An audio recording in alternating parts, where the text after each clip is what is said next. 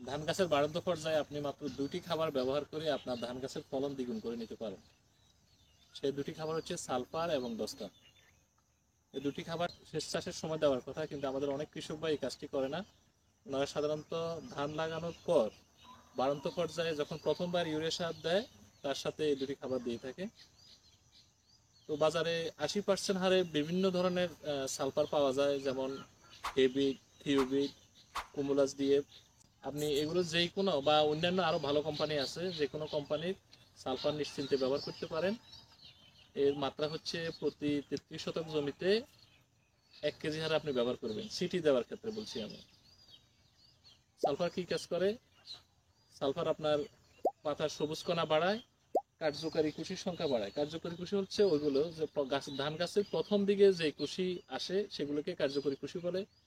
এবং গবেষণা দেখা গেছে কার্যকরী কুশিতে ছড়া ভালো হয় এবং ধান ভালো হয়। অন্যান্য খাদ্য হজমে সহায়তা করে এবং ধানের শীষে দানার সংখ্যা বা ধানের সংখ্যা বাড়ায়।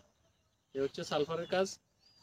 আর দস্তার কথা আমি যেটা বলছি, দস্তা বিভিন্ন কোম্পানির দস্তা আছে। এটা হচ্ছে হ্যাপটা, যেটাতে 21% দস্তা থাকে, আর একটা হচ্ছে মনো, যেটাতে 36% দস্তা থাকে।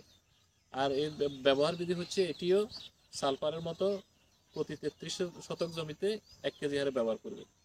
আপনি অবশ্যই মনোহাইড্রেট যেটাতে 36% দস্তা থাকে, আপনি ওগুলো ব্যবহার করবেন। এগুলো বিভিন্ন ভালো ভালো কোম্পানি আছে, যেমন সিনজেন্টার গ্রোজিন, স্কোয়ারের জিন, এবার অনেক কোম্পানির যেগুলো হেকিমিস হেজিং, যেগুলো 36% দস্তা, অবশ্যই আপনি সেগুলো ব্যবহার করবেন। দস্তা কি করে? দস্তা আপনার গাছের মধ্যে সমতা আনে, মানে ছোট বড় হওয়া থেকে গাছকে রক্ষা করে, রোগ প্রতিরোধ ক্ষমতা বাড়ায়, এবং আপনি অন্যান্য যে খাবার দিচ্ছেন সেই খাবারগুলো হজমে সহায়তা করে। তো এই 2টি খাবার যদি আপনি এই বাড়ন্ত পর্যায়ে ব্যবহার করেন, আশা করা যায় নিশ্চিতভাবে আপনার ধানের ফলন দ্বিগুণ হবে। সবাইকে ধন্যবাদ।